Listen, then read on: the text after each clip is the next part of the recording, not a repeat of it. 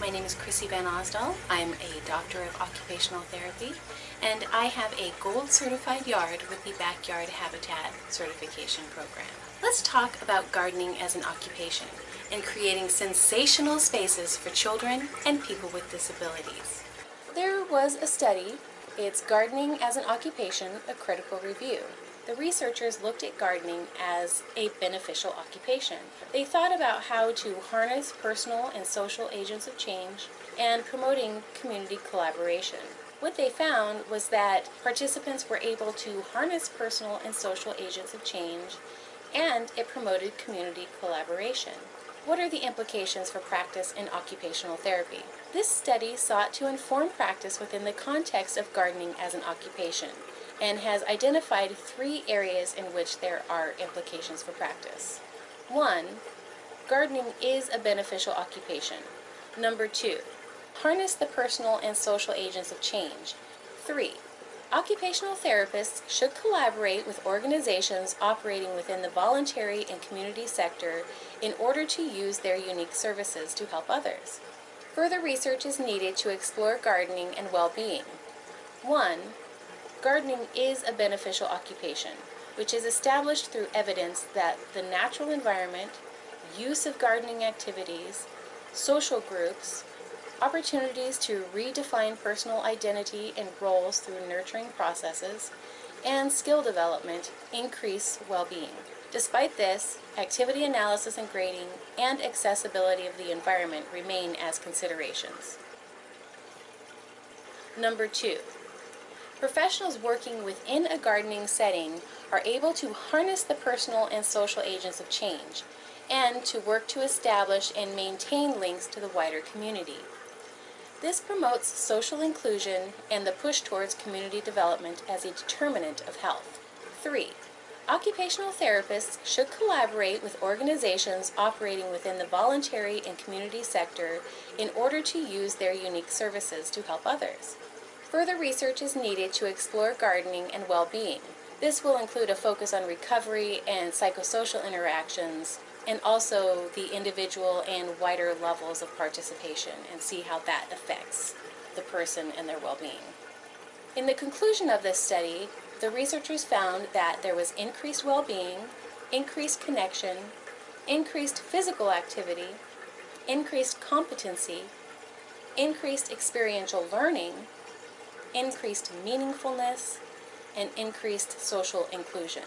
The conclusion of this study found that the occupation of gardening in the natural environment was shown to increase well-being amongst the individuals in the study. Being in the outdoors offered a calming, neutral, destigmatized platform where people felt connected to something real. Physical activity while engaging in gardening increased the physical health and fitness with positive effects on mental health. The environment and occupational form created the genesis of a new self, configured through demonstrated competency within garden tasks, and the act of nurturing the environment and the other people in the group. This sense of personal agency operated within the same dimension as a recovery approach. Physical skills were relearned or maintained in ways that offered satisfaction and personal meaning to the participants. A process of a social agent of change was identified in the study in how people influenced and shaped their wider communities. People were making a difference in doing something bigger on a societal level by caring for the plant, providing examples of successful, sustainable practices for garden projects, and for future collaboration of services, promoting social inclusion and integration for people who are marginalized.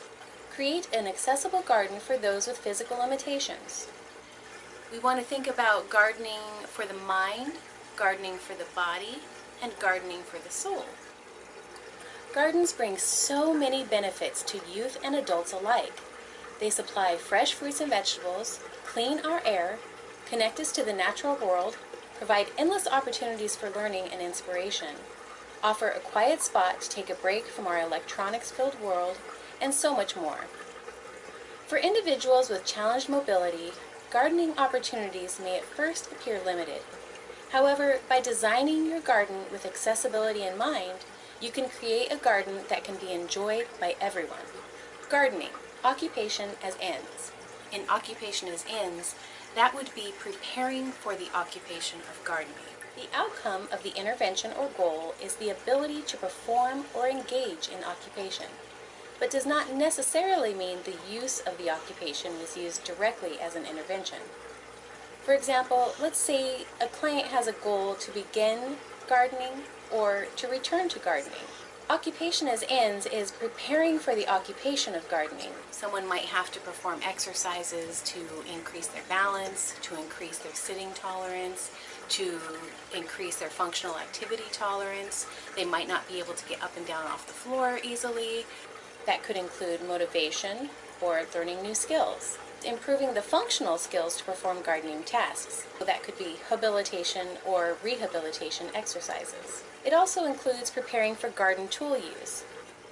Cognitive skills, balance, grip. It also includes continued skill development. Anything that is preparing for the occupation of gardening. Gardening, occupation as means. Occupation as means is using the engagement or performance of an occupation as the intervention. That will be the focus of this presentation.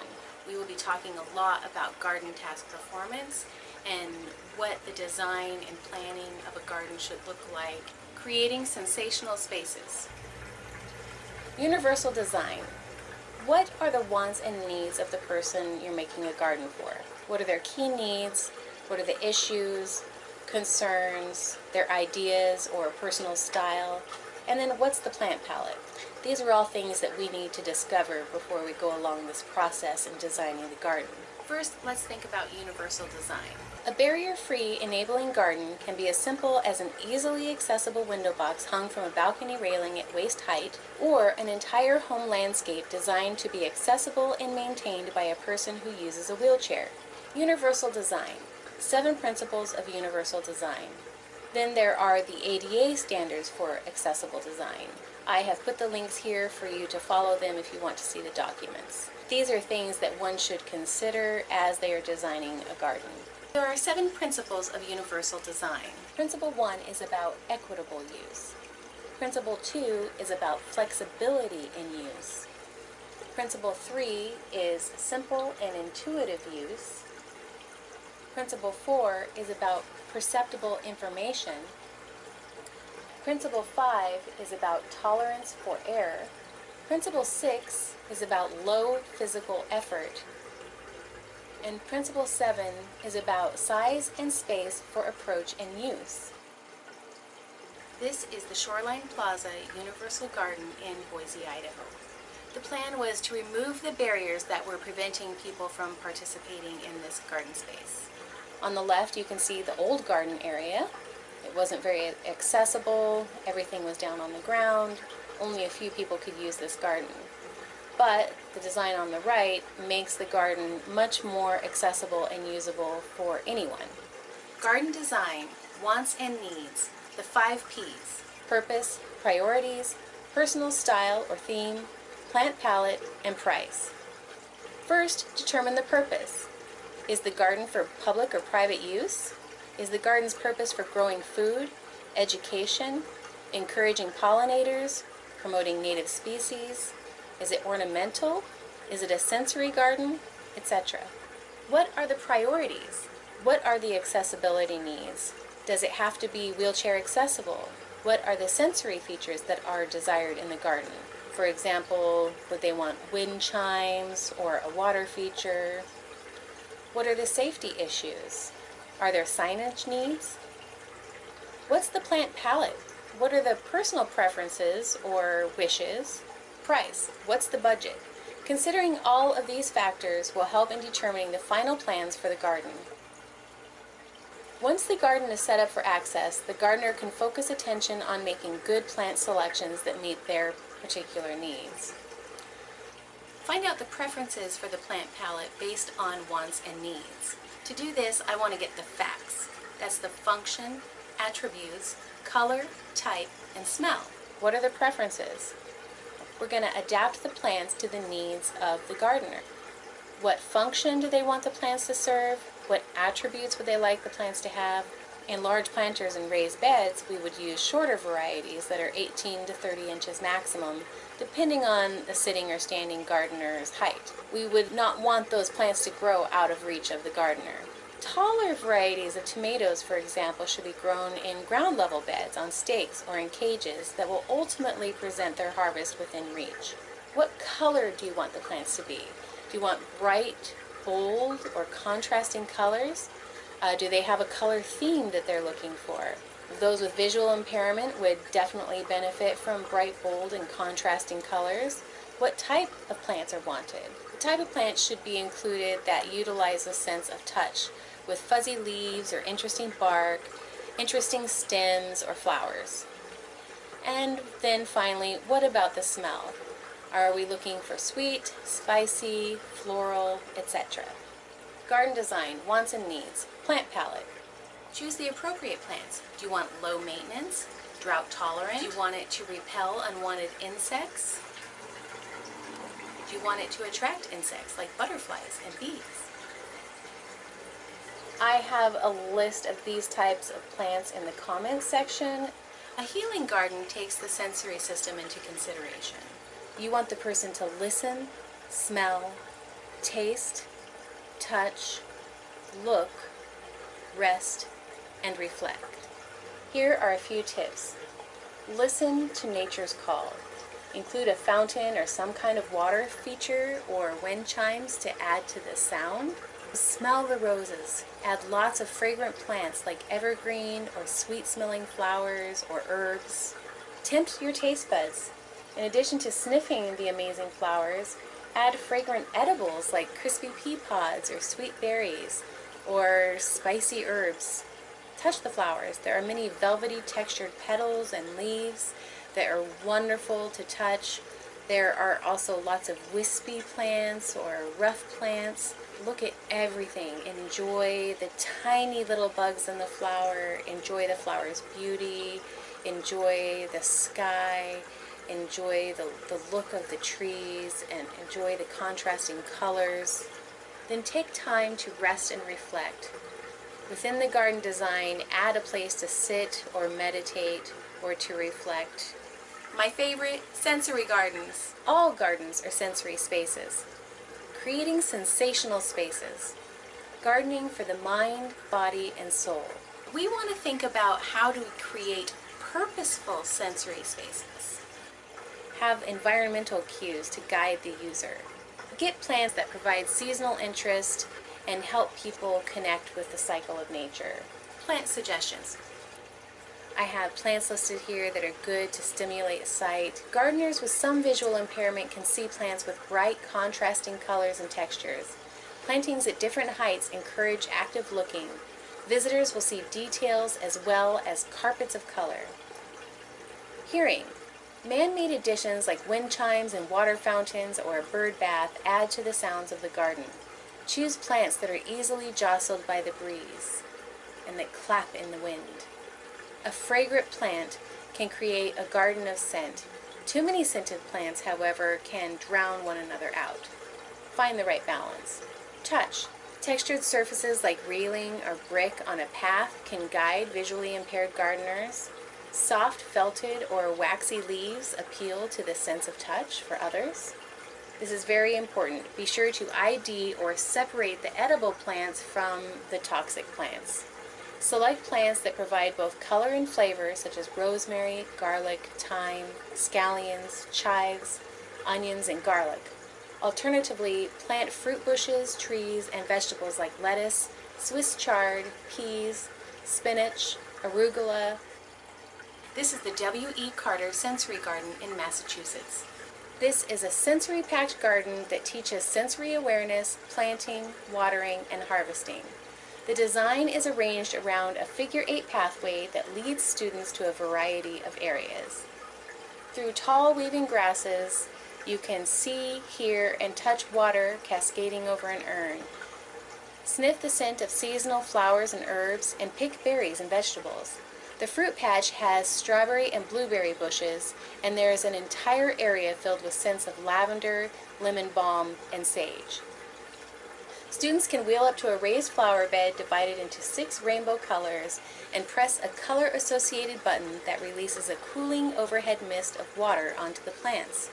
Students can get refreshed on hot summer days by traveling through 3 interactive water features. Teachers can utilize outdoor classrooms shaded by the vine-covered pergolas. There are raised switches for students to press which turn on water features that jump across the pathway or bubble up and run down the sides of an urn, or create a gentle mist that drifts down from the open roof of the pergola. In the warm weather, the splash pad also has a jetting fountain, a drive-through tall spraying horseshoe, and a small, gently flowing umbrella, which are also activated by switches and make for summer fun. Vegetables are grown in a raised planter that wheelchairs can get up close to and extend underneath. Students plant, weed, water, and harvest the produce. In the very center of the garden is a silver ball, which spins and provides the seated rider with a 360-degree view of the garden. Key needs for an accessible garden: planning and setup, issues, concerns, style, signage, hardscaping with appropriate grades and paving, garden design, environmental and functional adaptations and modifications that are specific to the population who will use the garden.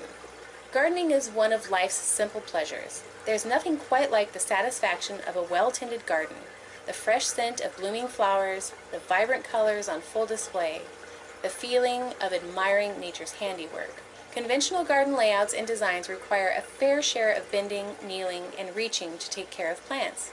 Consequently, keeping up with gardening duties may be challenging for people who use a wheelchair and for those with certain mobility limitations. The good news is that a garden can be made accessible by implementing straightforward solutions. Garden design issues: space, environmental, location, functionality, and funding. Consider any potential issues that can come up when designing the garden. This includes determining the limitations of the project. You want enough space for the plant when it is full grown in size. Environmental. You want to make sure you have enough sunlight, the right soil type, and can satisfy the water needs of the plants.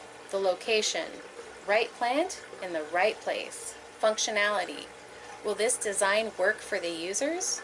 Funding. What is the budget? How will this project get paid for? Garden design concerns. Do you plant invasive versus native species? Who's going to use the garden? Make sure the purpose of the garden matches the population that will use the garden. For example, you don't want a bunch of toys in a garden that would be made for older adults. You want to think about the age range, potential safety concerns, toxic versus edible plants, and allergens. You don't want there to be poisonous plants when there might be someone who might try to eat the plants. For example, a potato plant, the root is edible, but the foliage and the flowers are toxic. On a cucumber, the sprouts, stems, leaves, flowers, and fruit are all edible. On rhubarb, the stalk is edible, but the leaves and roots are toxic. Thinking about milkweed versus mullein, both are soft and velvety. Milkweed is toxic, but mullein is edible. Milkweed is a Portland native, but mullein is considered an invasive species in Portland. And then there's buttercup. It's invasive and toxic. Personal style and theme. Ideas for garden themes. You have a formal or an informal garden. You have children's gardens, an English country garden. You could do a Japanese Zen garden or a Mediterranean garden. Here is a Southwest garden, and here is a sensory garden. There are also garden types. You might have a garden where you want to attract butterflies. You might want a cutting garden or an edible garden. You might be planting an evening or a moon garden. You might want a native garden, or you might want to put in some rain gardens in your space. Do you want a tropical or a subtropical garden? Or you could have a wildlife garden. You want to think about your ideas, your hopes, your dreams, have a brainstorming session, do creative problem solving, think about the logistical factors, and then come up with a realistic form of your dream garden. We want to think about the environmental and the functional adaptations and modifications. Environmental modifications. Tips on garden design. Layout of paths, plants, containers, beds, and signage. Then there's functional modifications, use of paths, how would someone use the plants, how would they use the containers or the beds, and then what equipment and tools would they use. Adapting the garden to position soil and plants safely and comfortably within reach. Container gardening, careful selection and placement of planters. Vertical gardening, hanging baskets, wall systems, and raised beds. We want to think about signage, especially if it's a public space. Here are some signs. In order to address the needs of a high number of visitors, Pulse Design was hired to provide a new approach to signage that would be accessible to all visitors regardless of learning and language barriers. Pulse Design developed interpretive signs that connected visitors to the gardens using their senses. Each sign features 3 brightly colored photographic panels which provide fun nature facts and species identification. These signs are colorful, informative, and interactive. This sign has the information written in text. It has lots of bright colors. It's also written in Braille, and it has a demonstration for American Sign Language. These are signs that were created that are in American Sign Language. Garden design, hardscaping. Hardscaping should be accessible and safe for wheelchair and walker users. You want to avoid steps, avoid cracks, and avoid uneven surfaces that can lead to falls. Hardscaping, appropriate grades and paving. Paved areas should be firm, level, drain well, offer good traction, and require little maintenance. All patios, decks, connecting paths, and walkways should meet these criteria. For wheelchair or scooter users, a minimum of 40 inches wide is necessary. By adding intermingled wider spaces, one can provide for a typical 5-foot turning radius. Once the proper platform for the accessible garden is established, gardening spaces can then be added using containers, vertical gardening techniques, and larger raised beds. Ensure the pathway to and throughout the garden area is navigable and unobstructed. Appropriate materials. A wheelchair-friendly path should provide a firm and stable surface. Poured concrete or large, tightly laid pavers are ideal. Appropriate size. The path should stretch wide enough to easily accommodate the user's wheelchair and feature spacious turnarounds to allow for changes in direction. Appropriate layout. Evaluate the existing topography of the land and consider possible routes that create an easy slope as well as level spots to rest. This is a cool path. It's the core path. Core path is a weed-free and porous surface. Core path is suitable for pedestrian and wheelchair traffic, cycling, wheelbarrow use, and creating garden pathways. The benefits and flexibility, it's easy to install, it comes in easily manageable sizes, you can cut it with pruning shears, so this is something that you could do it yourself or you could pay someone to do it for you. I'm including a link to the company in the comment section of the video. Top tips to make moving things easier. Have a range of objects that you can carry things with. Take care. Beware of arm and back strain. Now we are on to garden modifications for the person. Adapting the gardener. Garden modifications for the person. Eliminate physical barriers. Adapt the gardener with specialized tools, such as power planters, pruners, UV protecting sun hat, long reach tools. Garden modifications for the person. Work tools. Helpful tools include long-handled pruners, spring-loaded hand tools, T-handle tools, lightweight push-pull hoe, a soil miller which works like a push-pull trowel, small rakes, forks, and trowels with telescopic handles, battery-powered trimmers, and robotic mowers.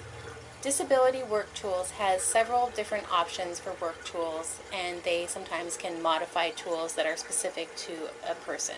In this diagram, you have good hand placement. The hand and wrist are in neutral and a stress-free position. There's a soft grip ergonomic handle. You also see a poor position with stretched tendons on the upper wrist, compressed tissues on the lower wrist, and calluses on the palm. This is stressful and the person has less force when doing work. Here are a variety of garden tools that can be used to help modify the gardening experience for the gardener. You have T-handle, long reach fork and spade, pruning shears, arm support cuff. There's a fork with arm support cuff, classic snips, a spade with an arm cuff, pruning shears, a plastic ball seed sower, easy grip garden spade, and the ever important colorful duct tape. I couldn't garden without it. In this diagram you have a power planter attachment, long-handled lightweight telescopic leaf rake, long-handled swiveling grass shears, a long-handled pruner, long-handled two-pronged weeder, a long-handled fruit picker, long-handled edging shears, long-handled shovel, long-handled garden cultivator, long-handled spearhead spade, long-handled planting tool, long-handled lightweight trowel, long-reach pruner with extension rod, and a long-handled weed fork. Here you have a long-handled claw weeder, a long-handled grass trimmer, long-handled bulb planter or a vegetable seedling tool, an extendable tree pruner with a cut and hold feature. Keeping trees, bushes, and other yard plants tidy becomes increasingly challenging with age. Climbing up small ladders to prune tree limbs is a fall risk for those with poor balance, and stooping down to shape a small shrub is too difficult due to back problems. An extendable reach pruner is the perfect tool to save users' knees and backs by giving them an extra reach for light-duty pruning. The must-have features here are user-friendly length adjustment. You want it to have an easy squeeze handle. You want a non-slip grip. You want it to be lightweight.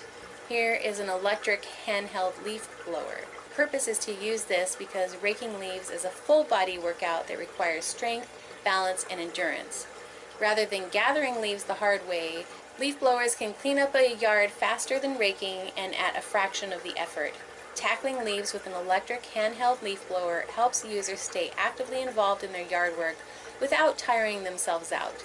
It has to be 8 pounds or less to make the job less taxing. You would like bottom-mounted air intake, a double hand grip, and options for different nozzle design. Usually it comes with a flat and a round nozzle. Flat nozzle tips are best for sweeping loose leaves quickly, while the round nozzle tips are ideal for loosening leaves that are stuck in the grass. You'd also want it to have multiple speed options, and definitely avoid bulky leaf blowers. Here we have a coiled hose, offers easy storage when the hose is retracted, and they don't require a lot of effort to wrangle since they coil up naturally. A kink guard. Kink guards prevent the hose from bending and kicking while in use. A lightweight garden hose, and a fabric expanding hose. The fabric expandable hose is tempting. However, I've had several of these and they end up ripping really easily, and I pretty much plan on, if I'm going to buy one of these hoses, it's going to live for a very short time. It is a lot easier to lug around though, so sometimes I make that decision. Garden modifications for the person. Seating. Seating is very important. You could get a Vertex garden rocker that swivels and allows the person to extend their range from their spot. It allows them to reach further, and it alleviates tension on the back muscles, knees, and hips. The garden rocker is great for those with chronic pain, osteoporosis, gardeners who find it difficult to kneel and bend, those who want to protect their knees. This seat is adjustable. If stability is important, the swiveling stool might not be a good option. Here are some different seating options. You could do your weeding and planting from a prone position. Garden modifications for the person. Kneeling. Knee pads increase comfort and prevent injury. Besides making kneeling positions more comfortable, simple, low-cost kneeler pads offer support which will help prevent knee pain and injury. Consider the thickness of the pad. Flimsy pads don't offer as much support and aren't as durable. Memory foam pads don't last as long as the high-density foam pads. If you want a soft pad, you might find high-density foam mats uncomfortable. Recycled plastic pads are even more firm. If a person needs some help getting up from a kneeling position, a kneeler might be best. Handles make it easy for the user to get up on their own. They have that push strength. The kneeler doubles as a portable bench, so a user can alternate between working from a kneeling or a sitting position. They are lightweight. Some of the models fold, so they're easy to store. Some of them are just a solid piece of plastic. Digging. Digging is when you turn over the soil to a spade's depth or more. I love playing in dirt. Digging helps break up the soil, to aerate it, and to help loosen the weeds. Playing in the dirt and sifting my soil and smelling it is one of my favorite parts about working in the garden. Digging can be hard work, but there are ways to make the job easier. Top tips to make digging easier. Avoid the need for regular digging by making narrow, no-dig beds. Simply cover the bed with a thick mulch such as newspapers or cardboard, and then a thick top layer of manure or compost. You could also use wood chips from Chip Drop. Keep your beds narrow so that you don't have to step on the soil to reach. Worms and microorganisms will help break the soil down, and the mulch will help stop weeds from growing. You can also lay down a weed-suppressing membrane in permanent beds and plant through slits cut in the material. Sowing seeds. One of the most satisfying gardening activities is choosing your seeds. Choose seed varieties with good germination rates. You can sow seeds indoors, in greenhouses, outside in pots, outside in garden boxes, or directly into the garden. When you sow seeds, you can save money. You can get a lot more plants for one package of seeds than you would if you were just to go out and buy single plants. Also, when you sow seeds, you can get spare plants and share them with others. Making sowing seeds easier. Keep your pots and trays steady while you work by putting your compost into a compost tidy, and then anchor the pot or tray by packing compost around to hold it. Use a wide or shallow dish or jam jar lid to hold your seeds. You should be able to pick them out more easily than from the packet. Hints and tips for sowing seeds. If you want to enjoy raising plants without seed sowing, plug plants can be a good choice for growing vegetables or creating annual flower displays. Only use fresh seed and take care to read the instructions fully. Some seeds need special treatment to germinate and grow. You can sow large seeds individually. If working with someone who is recovering from an illness or coping with the effects of a stroke or heart disease, use an activity like seed sowing to try to build strength and coordination. With improvement, put the items a little further away to try and increase reach. Pictured here is a mouth-operated seed sower. This precision seed sower allows the user to accurately pick up and place seeds by using suction from their mouth. Pictured here on the left is a dibbler. It easily creates holes and furrows for planting. And then there's a plastic ball seed sower. It uses suction to dispense the seeds. You squeeze the rubber ball, hold, then release the seeds one at a time. And then you have a push-button syringe-style seed sower. And there's the joy of planting. Planting. Planting is a job most of us take on sometime in the year. Top tips to make planting easier. Grow seedlings in modular seed trays or small individual pots so there is no need for pricking out extra seedlings, and the plants can be transferred outside after the danger of frost has passed. If you are planting a new bed, lay your plants in their pots in the space first. Leave enough space for the plants to grow to their final size. Only plant in small sections at a time. Don't rush to do everything at once. Prepare the planting hole to the right depth by placing the pot in the hole and making sure the soil comes up to the same height on the plant as the soil in the pot. Take everything you need with you: watering can, trowel, kneeler, labels, and so on. But don't overload your wheelbarrow. You might need to do it in more than one trip. A tool belt or an apron with a pocket might be helpful to carry smaller tools. If you use a wheelchair or chair, you will need a long-handled trowel to dig the planting hole and to guide the plant into place. Top tips to make planting easier when you're visually impaired. A right angle guide will help you plan your planting. If you are planting in a circular area, perhaps with flowers or herbs, you could use a hula hoop placed on the soil and pegged down as a guide. Making a planting hole for smaller plants might be easier if you use a bulb planter. Some equipment can help you when you're unable to bend to tend to the garden. Dig the planting hole with a tool that suits you. A long-handled trowel with a fist grip style handle and arm support might be best. Take care when lifting and carrying heavy pots. A lightweight wheelbarrow might be a good solution, or use a trolley or pot wheels. With all the devastating fires we've had in Oregon and all over the West Coast, we have to talk about gardening and fire safety. Fire-resistant landscaping. When landscaping around a home, most homeowners are interested in creating a landscape that is aesthetically pleasing, complements their home, and has variations in color, texture, flowers, and foliage. When selecting plants, you also should consider the flammability of plants. Careful thought needs to go into your back and front yards. A fire-resistant landscape isn't necessarily the same thing as a well-maintained yard. This type of landscape uses fire-resistant plants that are strategically planted to resist the spread of fire. Choosing fire-resistant plants and materials. This includes using stone walls, patios, decks, and roadways. Wood decks in the backyard have a bad reputation for fueling wildfires and bringing them right to your home's doorstep. When possible, use composites, which will spread fire less quickly, or make sure the wood is treated with fire-resistant coating. While gardening, try your best to keep dead and highly flammable vegetation at bay so they don't fuel the flames. Use rock, mulch, flower beds, and gardens as ground cover for bare spaces and as effective fire breaks. In the experiment conducted by home safety experts, homes lined in mulch fared much worse in the face of a wildfire compared to a fire-resistant home lined with rocks.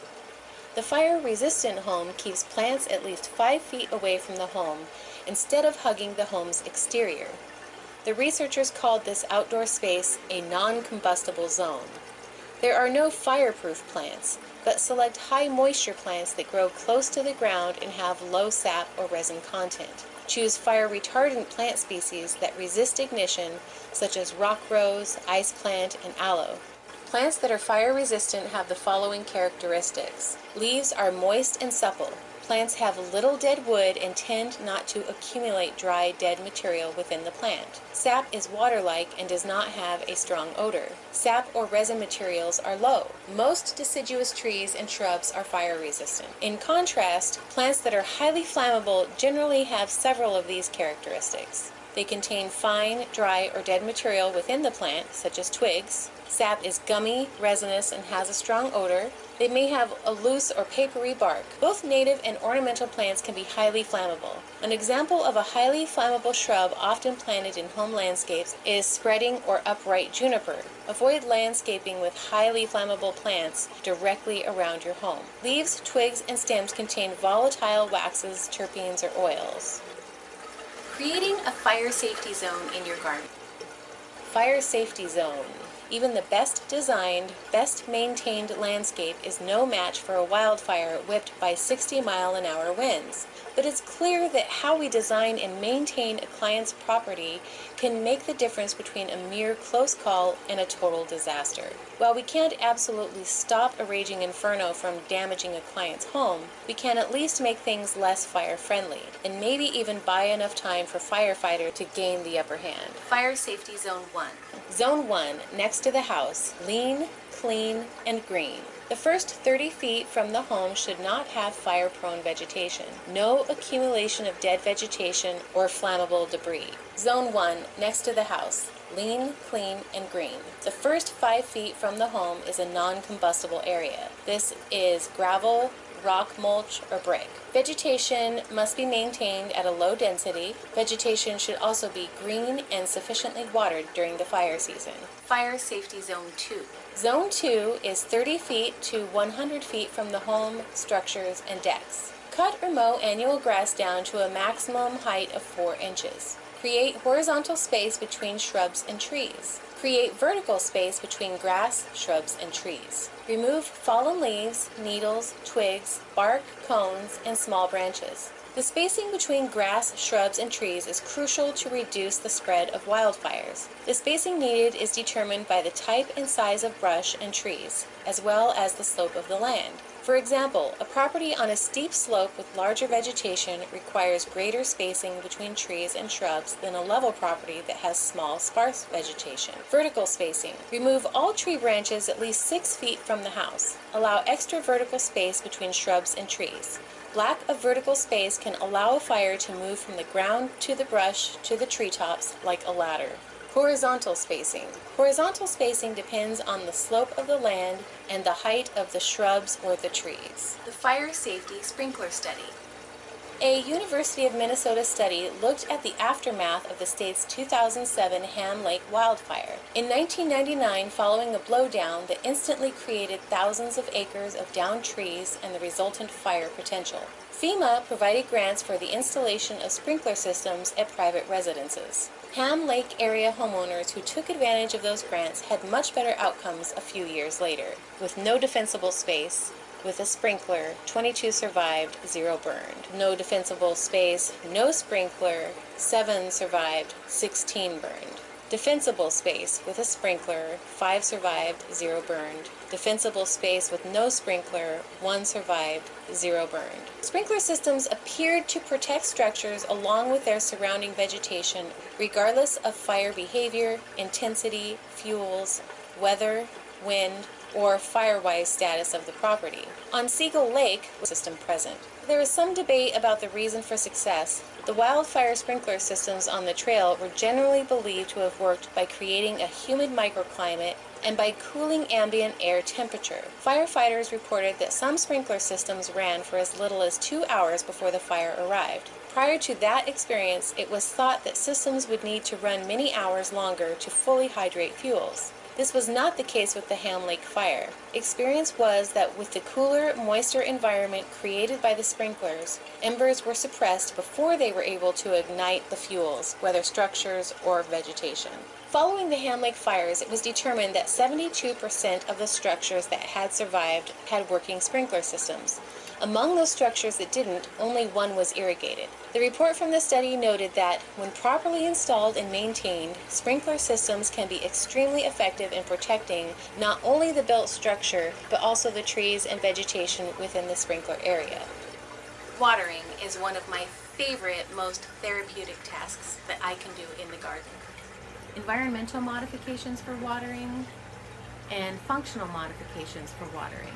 In a hot summer, watering can take up a lot of time every day, particularly if you plant in containers. Whatever you like to grow, it makes sense to reduce your watering and choose watering systems that are easier to manage.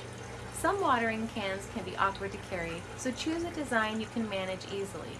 A lightweight plastic watering can with flat sides should be easier to carry and tip than a round can. Mulch the soil to keep moisture in and decrease the need to water.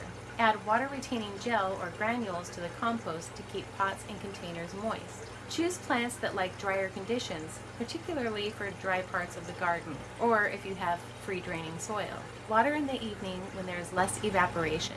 Concentrate on the plants that really need water: seedlings, new plants, and containers. Plant native plant species to decrease the need for watering. Water vegetables when they need it most, when tubers are forming, when hearts are forming on leafy plants, and when peas and beans are flowering. Group containers together as they will need regular watering. Clay pots lose water more quickly than plastic ones. In the summer, place saucers under the containers, but remove them in the winter and in the prolonged wet weather. Take care. Watering using a can or heavy hose can cause a strain on the arms, hands, back, and legs. For watering small plants or areas, for example, seedlings or containers, use a small, lightweight watering can to keep the weight lifted to a minimum. Reaching to get water out to reach the plants can cause extra strain, so don't overstretch. Wet paths can cause glare and slips, so take care when watering or if it's been raining. Use a hose reel for easier hose management. Use lightweight expanding or curly hoses, which are easier and lighter to pull into position, and they spring back into place. Use a sprayer that is easy to operate and has a variety of spray options. Use a long-handled sprayer to water hanging baskets or other out-of-reach plants. A watering can with a valve control releases the water on demand and needs less tipping, saving arm strain. Automated watering options, including drip watering systems, can be set up and linked to hanging baskets, grow bags, or greenhouse plants. While these systems can be costly and fiddly to set up, they can save time in the long run and can even save water. You can use soaker hoses in beds and borders. They help deliver the water to the plants more slowly. With automatic systems, you can program a timer and plant watering in advance. Capillary matting takes water to the base of pots and seed trays, and they're useful in the greenhouse. Also, in-ground sprinkler systems can be useful. And then there's weeding. Getting rid of annual and perennial weeds keeps garden beds tidy and the plants healthy. Weeds inhibit plant growth and compete for moisture in the soil. Once established, weeds become hard to remove without damaging the plants. Lift weeds with a trowel or tackle larger areas with a sharp-edged tool like a hoe, which cuts off shallow-rooted weeds. Take care. Warm up before beginning and take plenty of breaks. Don't struggle and don't strain to pull out deep-rooted weeds by hand. Weeding with a trowel at ground level can put a strain on knees, back, wrists, and hands. Don't do too much at once and take breaks. Wear suitable shoes and clothing to protect feet and lower legs when using tools at ground level. Here is a swow, a gripping weed puller, harpoon-style weed extractor, and a weeder hoe. Mowing the lawn. Mowing is the job of cutting the grass regularly to keep the lawn tidy and healthy. Cutting the grass encourages strong growth and finer grasses for a smooth, even lawn. The average lawn will need 30 cuts a year, but bear in mind that the less the lawn is cut, the slower it grows. The lawn will also benefit from some ongoing maintenance. Top tips to make mowing easier. If it is a closed, cropped lawn, it will need more frequent mowing. A longer 1-inch cut shouldn't need mowing more than once a week in summer. Hard-wearing, slow-growing grass varieties are best. Also, avoid sharp curves as it will be more time-consuming to mow. Clover, daisies, and other weeds will keep the lawn greener in dry weather, and leaving them in place will mean that not as much time will be spent weeding. Lawns cut level with the path are easier to mow. Plan the direction of mowing to avoid unnecessary turning, reversing, or overlapping. For wheelchair users, it can be a good idea to reinforce the lawn. You can do this by laying semi-rigid netting, such as Neflon turf guard, which allows the grass to grow through. Mow pathways and leave the rest of the grass longer. If upkeep of a lawn is difficult, consider reducing the size of the lawn or replacing it with an area of paving or other hard surface. Consider employing a specialist company to carry out seasonal lawn maintenance. They use machinery to weed, feed, and aerate the lawn. This can be a cost-effective solution as it will save the expense of buying specialty equipment that can only be used once or twice a year. Take care. Using a mower can put a strain on the back, legs, and arms. Mow a stretch at a time and don't overdo it. Always warm up with few gentle stretches and only work for short periods to avoid strain. Modern electric mowers need two-handed control and constant grip, which can strain the hands. Emptying the grass box, raking, and feeding the lawn are extra jobs that can strain the back and arms. Use a power-driven motor if it has a reliable speed control. All electrical equipment should always be fitted with a residual circuit breaker. Do a little at a time and take regular breaks. Equipment and tools for mowing the lawn. A strong wheelchair user might be able to manage a light hover mower. A small wheeled electric mower may be an alternative. If the lawn is a simple shape, a robotic battery-powered motor might be suitable. It works by detecting a perimeter wire and mows the lawn automatically. Automatic mowers are now very spendy, but once set up require little or no effort to use. Depending on the disability, a riding mower might be a good solution for mowing a larger lawn. A lawnmower with a grass box reduces the amount of debris in the lawn. You can cut trips to empty the grass box with a mulch mower, which chops up the cuttings to a fine mulch and deposits them on the grass. Garden maintenance, pruning. Plant material grows and must be pruned and thinned periodically, or careful spacing will be defeated. Besides, regular trimming promotes plant health. A regular maintenance contract may help things stay shipshape. Pruning is cutting back shoots and branches on a shrub or tree to remove any dead or diseased growth, and to shape the plant and limit its size. Pruning encourages the production of buds to make flowers and fruit. Trimming is the job of cutting the hedge regularly to encourage strong growth for a full, dense hedge. Trimming maintains the shape and keeps the hedge at a manageable height and width. Top tips to make pruning easier. Use large pruners with bypass or anvil blades. Some gardeners prefer to use small loppers as they are operated with 2 hands. When using garden tools, make sure they are the right size for your hand and that they have comfortable grip. It's also worth checking the size is right for you when the hands are open. Make sure that you can release the safety catch easily. Finger loop pruners might be easier to grip and easier to hold on to. Choose shrubs and trees that don't need pruning or those that don't need a lot of pruning. Look at the plant label or ask for advice before you buy. Fruit trees and some soft fruit bushes sometimes come in a semi-trained form that is easier to maintain. Take care when pruning. The repetitive actions needed when using any pruning tools can strain your hand. Always warm up with a few gentle stretches, tackle a bit at a time, and take regular breaks. Don't try to cut material that is too thick for the pruners. Reaching up to prune can put a strain on your legs, back, neck, and arms. Don't overstretch and do a little at a time. Be careful when reaching in a shrub to prune, as the branches or thorns may scratch. Wear protective clothing and good gardening gloves when pruning. Equipment and tools that are helpful. Ratchet action and power level pruners require less strength and can ease some of the strain on the hands. An extendable tree pruner with a cut and hold feature. Grip and hold the cut material so that it doesn't fall to the ground. That can decrease the need for bending. If gardening sitting down, longer lightweight gear action plastic pruners have good cutting power. A reasonable level of strength is still needed to use them. Long reach pruners are designed for hard to reach areas. The shorter length models can be used with one hand. Keep all pruning tools sharp and well oiled, and it will take much less effort to cut. Sweeping garden paths and paved areas keeps them clear and safe. Sweep and rake regularly, especially during fall or when you've been weeding or doing a lot of other garden work. Top tips to make sweeping and raking easier. A small, lightweight device might be easier to use. Use pipe insulation pushed over the handle to improve the grip on the broom or rake handle. Replace the broom to keep good strong bristles, or buy a broom with plastic or nylon bristles which are almost impossible to wear out.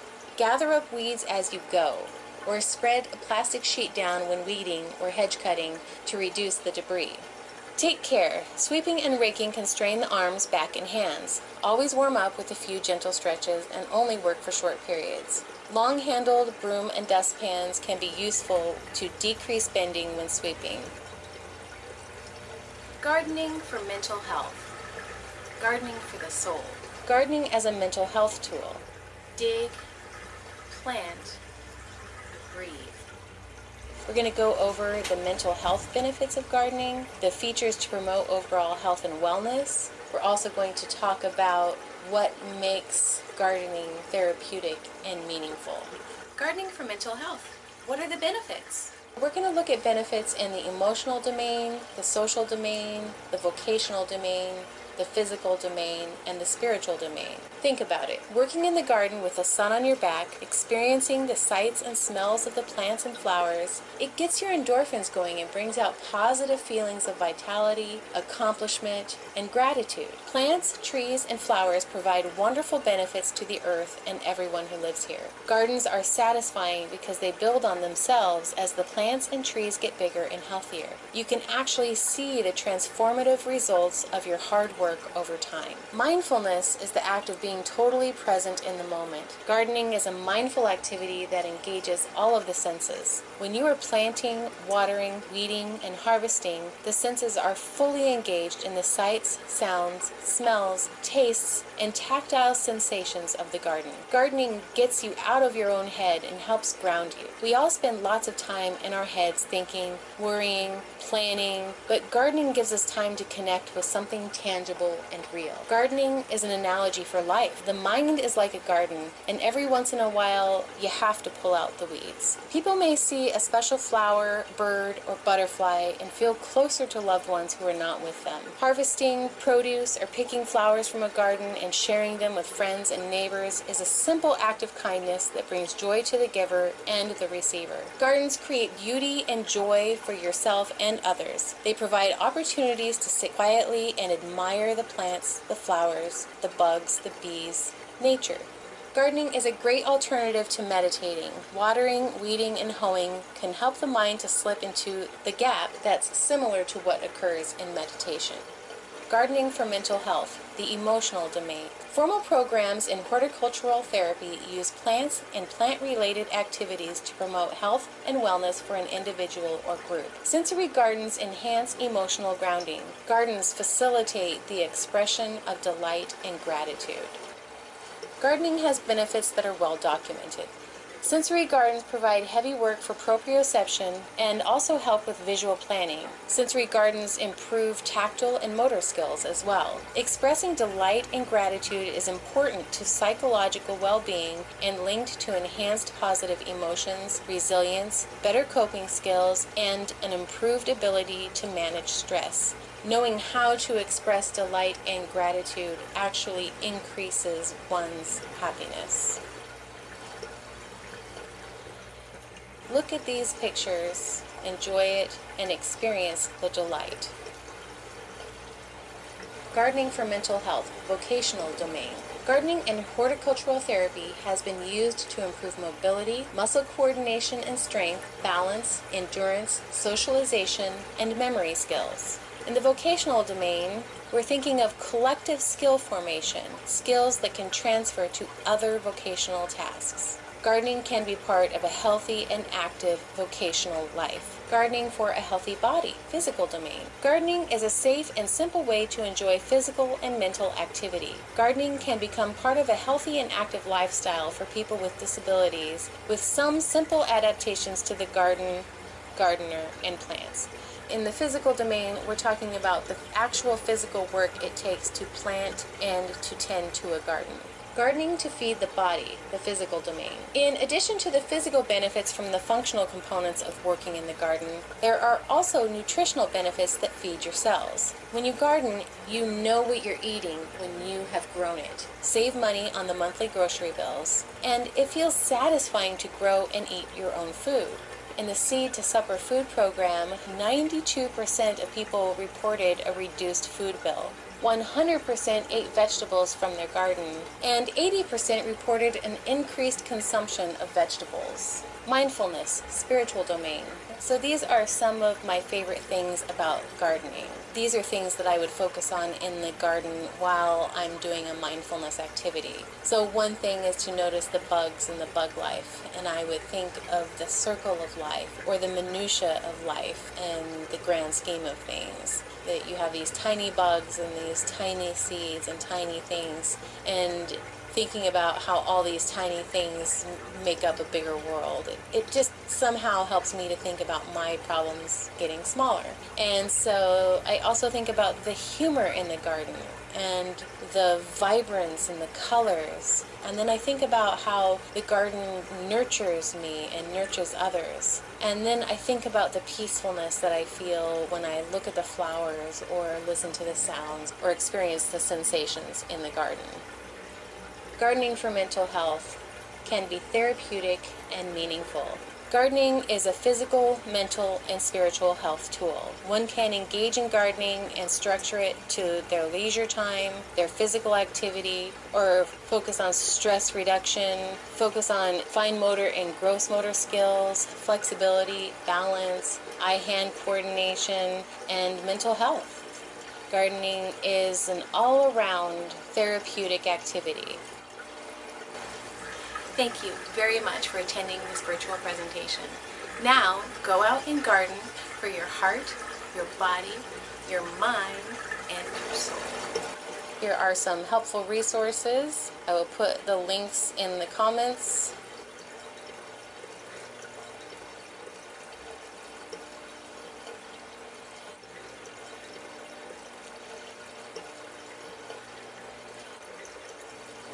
and my references. Occupational therapy is good for